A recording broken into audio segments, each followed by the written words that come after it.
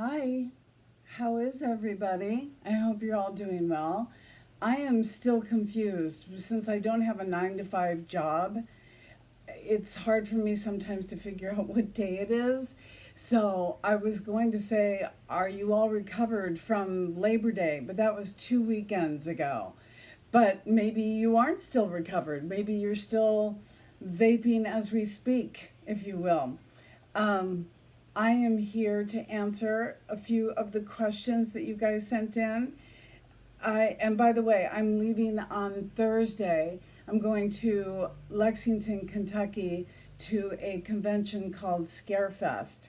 So if you're anywhere near the area, I would love to meet you. Come on by and let's chat and let's meet in person. That would be really cool. So anyway, back to the questions.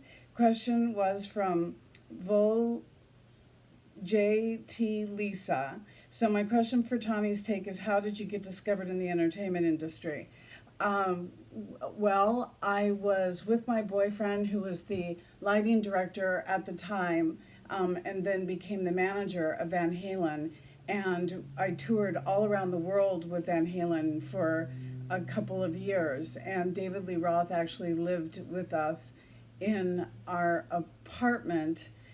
He slept on the couch, and there were many nights that I had to wake up and go with Pete Angelus, my then boyfriend, and with David and go looking for hookers on Sunset Boulevard. And I'm sure this is in his book. I know he said a few things about me in his book.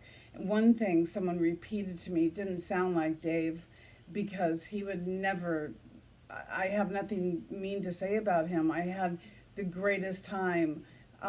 We used to call ourselves the Three Amigos. It was me, Dave, and Pete.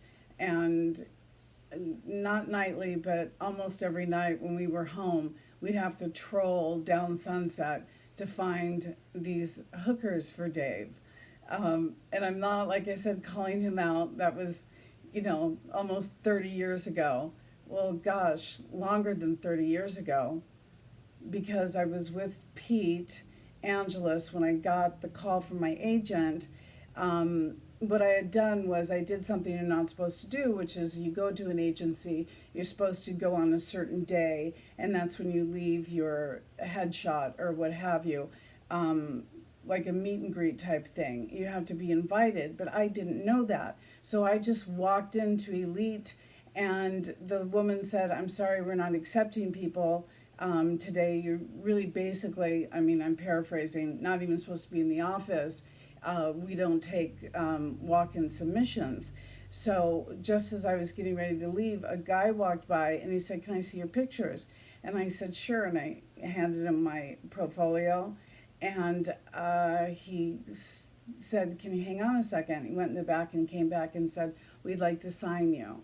So I started off being an elite model, and that was when you couldn't be any shorter than 5'7", and I just made it. They flew me to New York and set me up in a hotel, or an apartment rather, with 6 other models, and there was always a mom that watched over all of us. And because I wasn't as tall as the rest of the girls, I had no money, and I was 17, 18 years old trying to make it in New York. Absolutely not a penny on me. And I had to or I thought I had to seem taller. So I couldn't afford to take taxis. I had to walk everywhere. I could take the subway every once in a while. I never got the gist of how it works. I was always getting confused. So I decided to walk everywhere, and I would walk everywhere in these high heels so that when I got to my appointment, I looked taller than I was. But it all worked out in the end. I was one of the first Victoria's Secret models. When the book that they send out was just newspaper print. I've done tons of commercials. I was the Sergio Valente model that did all the commercials. Steve Garvey and myself were the Jack LaLanne spokespeople. So I'd walk into a Jack LaLanne's and there'd be a life-size poster of me. And when I did the commercial, what was really interesting, I hadn't begun acting yet. I was just modeling, and did commercials for a bunch of different companies. So when I saw the Jack LaLanne one, it came up and it said my name and it said Tawny Katane, actress. And I thought, actress? You mean I can do that? I get to do, that's what I'm being paid for? Well, I'm going to try and ride this wave out. And next thing you know, I got a interview with the French Zhu Khan, who made Gwendolyn, and he picked me, and it was my first movie, and I was above title. And above title is a very prestigious place to be. It's usually like Tom Hanks in, or Sally Field in, and they put Tawny Katane in, and I had never done anything yet, so it felt really bizarre and weird. But I got to live in Paris for so long. It was about 8 months at a time, and then I'd come home, and then I'd have to go back, and we used that as our main studio. And then we would fly to Manila and shoot in the Philippines, fly to Morocco, shoot in Africa. And those big sand dunes that you see, I got to walk on top of those things, and I have it on film, so I'll always have that as a really great memory. And also, we spent a lot of time in the south of France, which is where my daughter is at the moment. And like I said yesterday, I think I cleared it up when I said they're just boyfriend and girlfriend. They're not engaged yet, because Gabe knows I would sock him if he proposed to our daughter without asking for our permission. And he's that kind of guy. He just would. He's such a great guy, and I'm so over the moon for my daughter that she found the perfect soulmate for her. So that, as a mom, as a parent, makes you feel really good to know that they ended up in hands that are worthy of them. So good for my daughter Winter.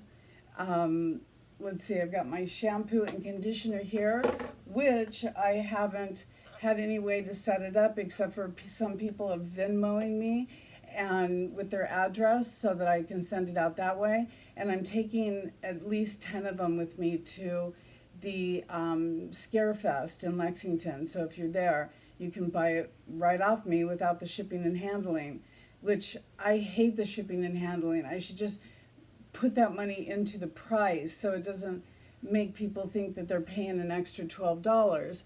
And it looks like it's small and like it wouldn't go far, but you only need a quarter size of this stuff, and it lasts. I mean, look at my hair. I got it blown out a week ago, and it's still nice and clean. And the only reason I have to get it done today is because I'm leaving tomorrow, and I wanted to make sure that my hair looks fine for everybody in Lexington that runs across me. So other than that, let's see, do we have any other questions that we would like to know about? Renee, that's wanted to say how much I enjoy your videos. Oh, that's so sweet, Renee Walker 8888. And love that area. I was born and raised in Ohio, so traveled that route many times. Oh, Jill, this woman that follows me, I guess is going to try and make it to the convention so I can finally meet her. She's regular, and everywhere I show up, she shows up in terms of social media. So, Jill, I'm looking forward to seeing you. I can't wait. Come to Erie, Pennsylvania. Trash Can Jimmy, come to Erie, Pennsylvania. I want you at our Comic-Con, not a Power Ranger. I'm assuming he wants me there, but he doesn't want me to dress up like a Power Ranger. That I can do.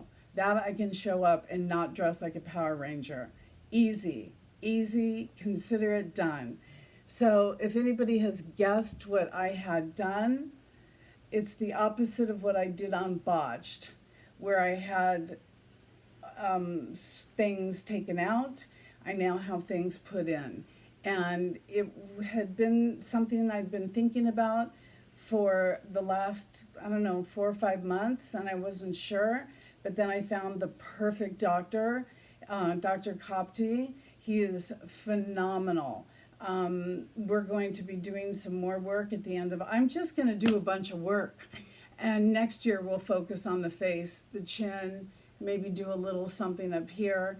I don't know, but right now I'm just working on my body. So the next one's going to be liposuction, my entire stomach area, and take that fat and shoot it to fill up. Because when you get older, your derriere starts to flatten a little bit. So we're going to fill that sucker up and make it appealing, if you will.